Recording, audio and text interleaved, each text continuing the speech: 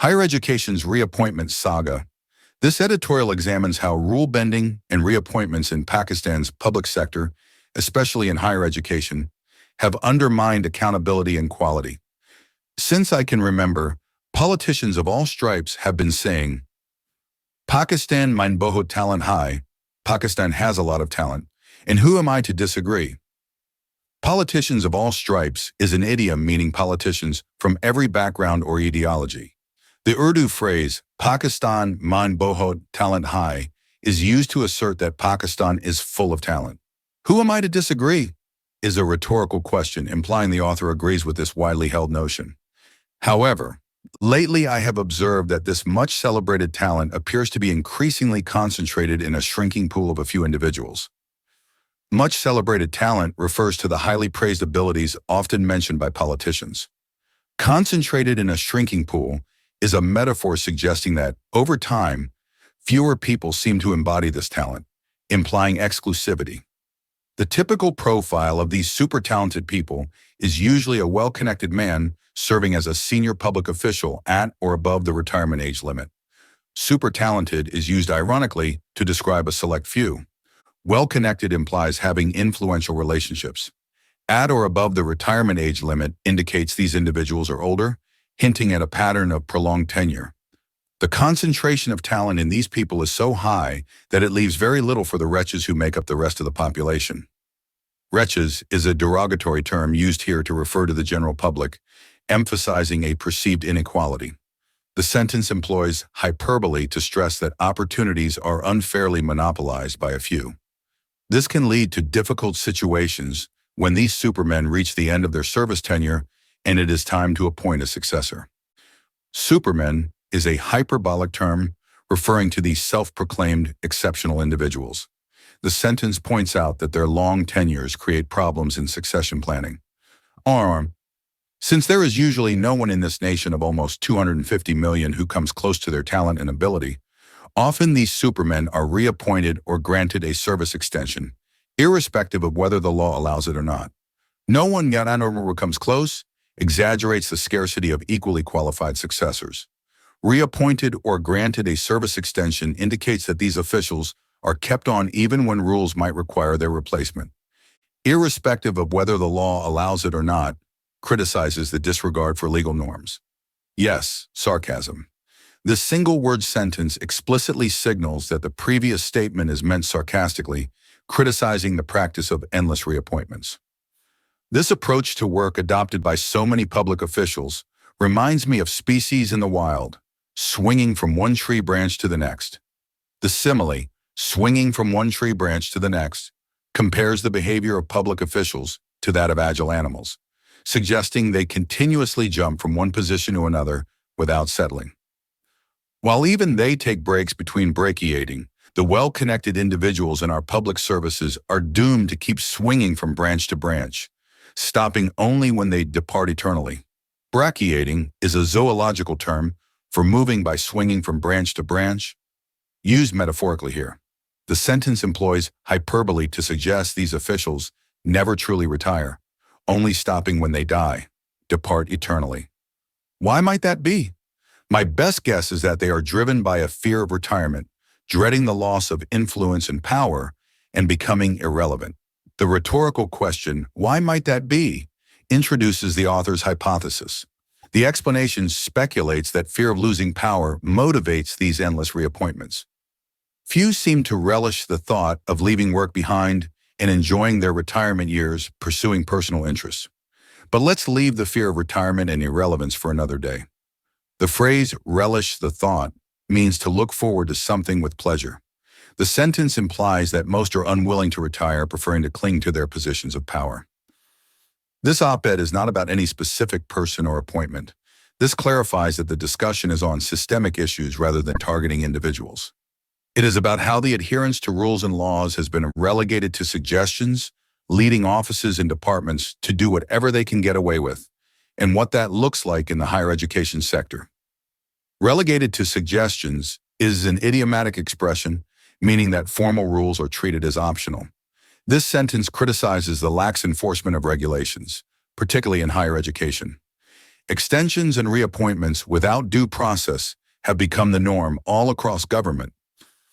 Without due process emphasizes that procedures are not properly followed. Have become the norm indicates that such practices are widespread and routine.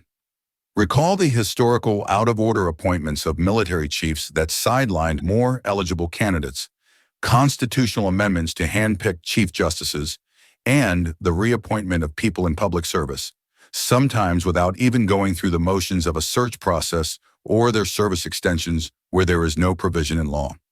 The phrase out-of-order appointments refers to selections that violate established seniority or merit. Handpick suggests selecting candidates based on favoritism. The sentence lists examples of rule bending, using parentheses in a reappointment to indicate recurring patterns. When rules are broken, the public is told that the end justifies the means. The end justifies the means is an idiomatic expression implying that achieving a goal can excuse unethical methods. This criticizes the rationalization used to justify rule breaking. But what end has all this rule breaking achieved? The rhetorical question challenges the notion that such practices produce positive outcomes, urging readers to question the actual benefits. Like other bad norms and illegal practices that start at the top, it was only a matter of time until this one would seep through to the lower levels, including the education sector. Seep through is a metaphor meaning gradually spread or permeate. The sentence warns that corrupt practices at higher levels eventually affect all layers of governance, including education. In recent months and years, the higher education sector has seen several high-level instances where organizations violated the rules and regulations governing them to appoint and sometimes push out people on a whim. Appoint and sometimes push out uses parentheses to indicate that both hiring and dismissing practices are arbitrary. On a whim is an idiomatic expression meaning without careful consideration. A few years ago, a chairperson of the Higher Education Commission, who had been appointed for a 4-year term, was viewed as inconvenient by the Ministry of Federal Education and Professional Training of the day. Viewed as inconvenient implies that the official's performance or opinions were not favored by higher authorities. This introduces a specific case as an example. The MOFEP made a ham-handed attempt to force him out by bringing not just one but 2 hastily drafted amendments to the HEC ordinance to cut down his tenure to just 2 years. Ham-handed is an idiomatic expression meaning clumsy or inept. Hastily drafted amendments suggest rushed, poorly considered changes. This sentence illustrates an abuse of power to shorten an official's term. This crude maneuver was challenged in court, and the chair's removal had to be reversed. Crude maneuver emphasizes the clumsiness and inappropriateness of the action. Had to be reversed indicates that judicial intervention restored the original appointment. Now, more recently, as the tenure of yet another HEC chair, appointed for 2 years, was nearing its end, the present-day ordinance governing the HEC became inconvenient yet again, short-termism in motion. The phrase short-termism in motion is a metaphor indicating that decisions are made based on immediate needs rather than long-term planning. This shows a recurring pattern of manipulating tenure rules. The MOFEP recommended and the Prime Minister's office approved the reappointment of the chair for a period of 1 year, currently being contested in the Islamabad High Court. The sentence details another instance of reappointment, noting that it is controversial and under legal review. Parentheses provide additional context. The HEC's performance during the last 2 years impressed the equally talented folks at the MOFEP so much that they did not see the need to even search for new candidates. Equally talented folks is used ironically to suggest that those in power are self-satisfied. The sentence criticizes the lack of a competitive process in selecting leadership. Many elected representatives in Parliament have business interests and clear conflicts of interest in the votes they cast and the matters they legislate on. Conflicts of interest refers to situations where personal interests conflict with official duties. This sentence broadens the critique to include elected officials. However, I have yet to hear of anyone divesting from their businesses before taking the oath of office or recusing themselves from matters because of a conflict of interest. Divesting means to sell off or remove one's financial interests. Recusing means to abstain from participating in a decision due to a conflict. This implies that self-regulation is lacking. Unlike some countries, we cannot rely purely on good ethical or democratic norms. This contrast suggests that in Pakistan, ethical practices must be enforced by law rather than assumed to exist naturally. That is why we rely on nailing everything with laws. Nailing everything with laws is an idiomatic expression meaning to enforce strict legal rules. This emphasizes the need for robust legal frameworks. Perhaps that is why the conflict of interest vis-à-vis a senior official at a higher education regulatory agency crowning himself as head of the public university he is regulating does not appear obvious to some. The phrase crowning himself is a metaphor suggesting self-appointment or self-aggrandizement. This criticizes a lack of transparency and accountability in such appointments. Another recent example of casually changing laws to suit immediate wants was witnessed in December when a rushed amendment to an ordinance was pushed through to accommodate a candidate at the Federal Board of Intermediate and Secondary Education. Casually changing laws implies that rules are altered on a whim. Rushed amendment indicates a hastily made legal change designed to benefit a specific candidate, underscoring the theme of rule manipulation. When norms and rules are broken, the public is told that the end justifies the means. The end justifies the means is an idiomatic expression used to rationalize unethical actions by their outcomes. But what end has all this rule-breaking achieved to date? This rhetorical question challenges the reader to consider whether these practices have produced any positive results. Public universities, with a few exceptions, are teetering on the edge of bankruptcy, graduate unemployment rates are soaring, teaching has been relegated to a low-priority task in favor of producing junk publications, and the impact of all this research activity, with very few exceptions, remains zero. Teetering on the edge is a metaphor for being dangerously close to collapse. Relegated to a low-priority task criticizes the deprioritization of teaching. Junk publications is a dismissive term for low-quality research outputs. This sentence paints a bleak picture of the higher education sector's current state.